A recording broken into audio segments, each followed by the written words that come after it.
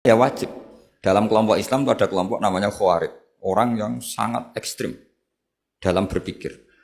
Dia mengkafirkan orang yang melakukan dosa apa? Besar. Dihukumi kafir. Tapi pendapat ahli sunnah enggak. Orang dosa besar ya dosa saja. Tapi enggak usah dihukumi kafir. Kenapa? Cara berpikir ahli sunnah surga neraka itu milik Allah. Kalau yang punya saja enggak apa-apa, ngapain ada yang ribet? Yang punya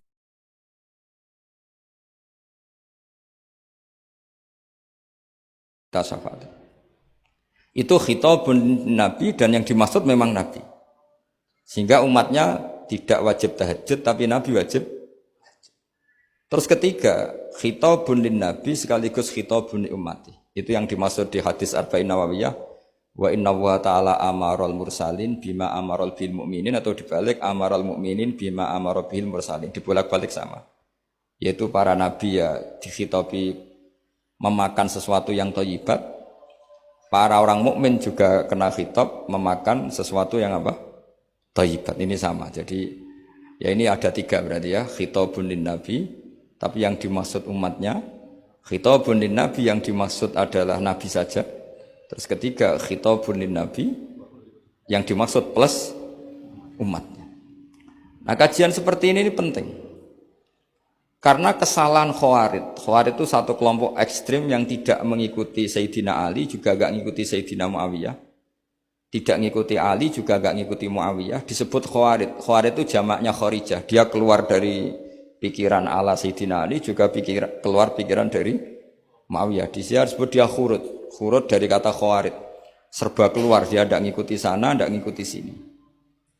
Akhirnya disebut Khawarij. Nah, Khawarij itu orang yang berpikir sesuai kritik yang dilakukan Quran. Tapi mereka lupa bahwa yang punya otoritas kritik itu Allah. Karena yang kalau boleh sama-sama terganggu, kerajaannya itu hanya Allah. Gini saya beri contoh ya.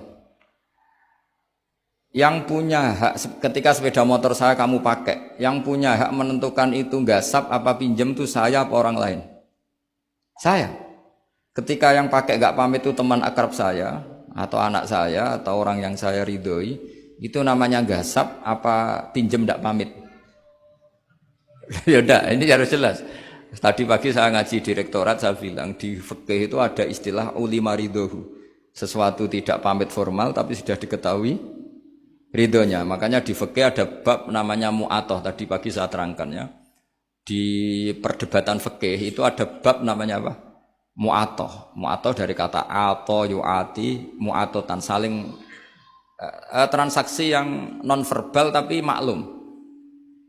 Ya seperti kalau kamu marung itu contohnya. Kalau kamu marung di kantin terus makan gedang goreng, itu nyuri apa beli? Coba jawab saja. Kalau dikatakan beli kamu belum bayar. Kalau dikatakan nyuri terang-terangan. Coba kalau mbak-mbak milih mana? Itu nyuri apa beli? Kalau beli belum bayar. Kalau nyuri kok terang-terangan ya. Enggak nyuri apa beli?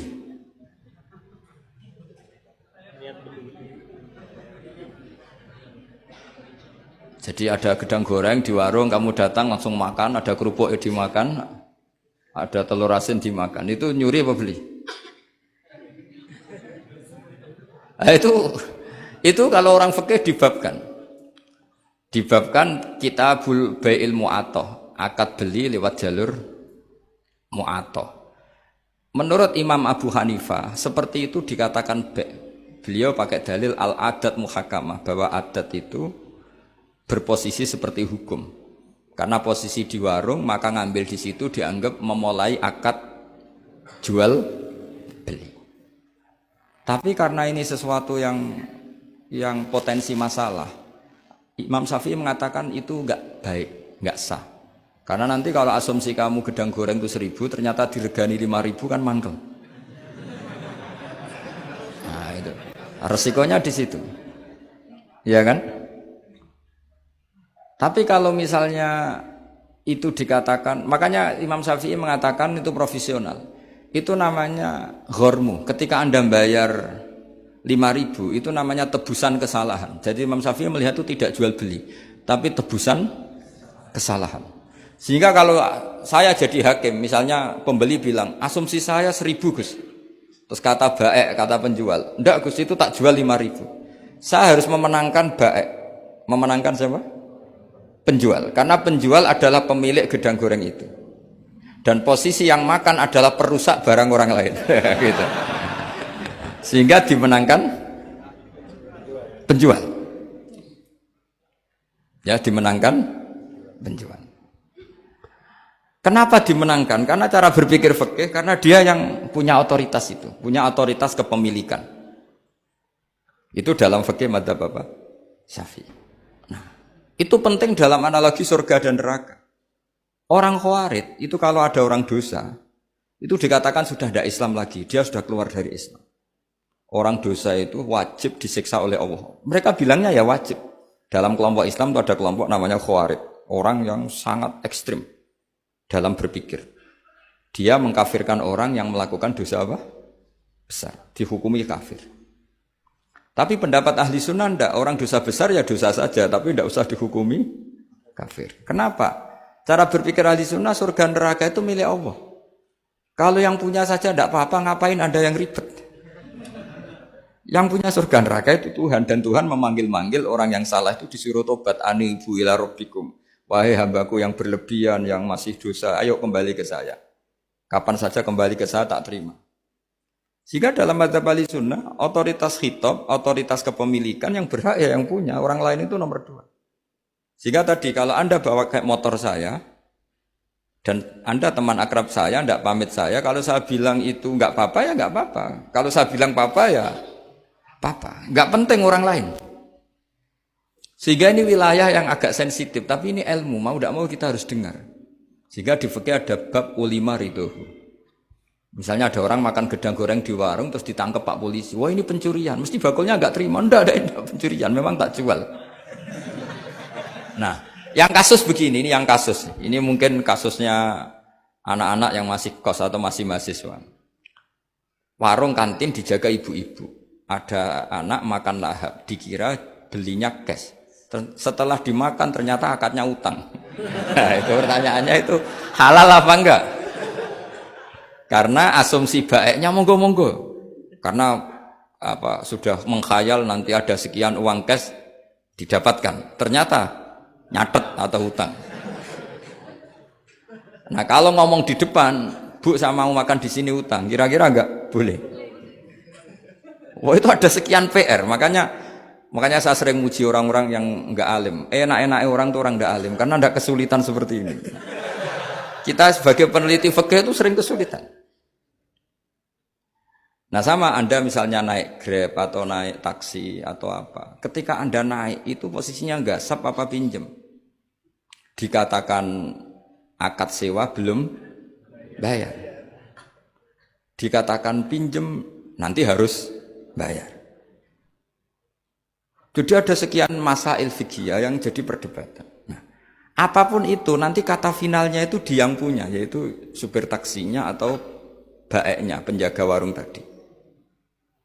Nah, sehingga hukum itu bagi orang lain sudah tidak sah kecuali bagi yang punya. Nah di sini ini kelihatan benarnya madzhab ahli sunnah wal jamaah. Ahli sunnah mengatakan apapun salahnya seseorang setelah dia beragama Islam itu wilayahnya Allah. Kita tidak bisa berbuat apa-apa.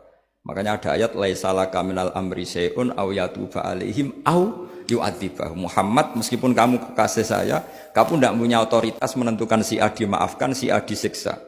Otoritas itu hanya bagi saya, kata Allah. Sehingga banyak orang yang Nabi kurang srek karena membunuh pamannya Hamzah malah dikasih tobat sama Allah, namanya Wahsy.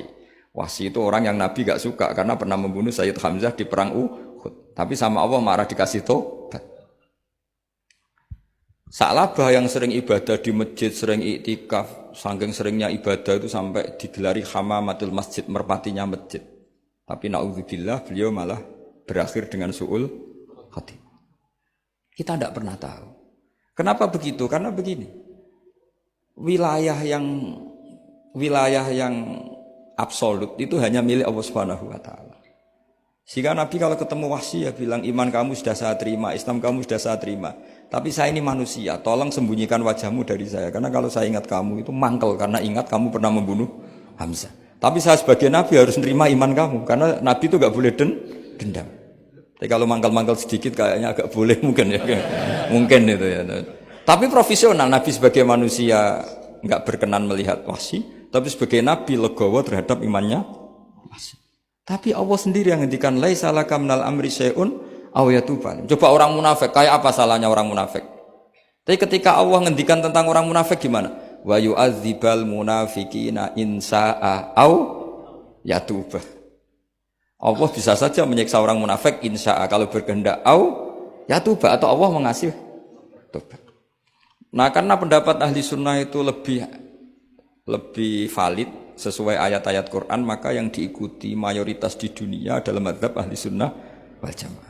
Dan itu dimulai cara berpikir yang sederhana. Yang berhak menentukan khitab ya yang punya. Titik itu saja. Yang berhak menentukan khitab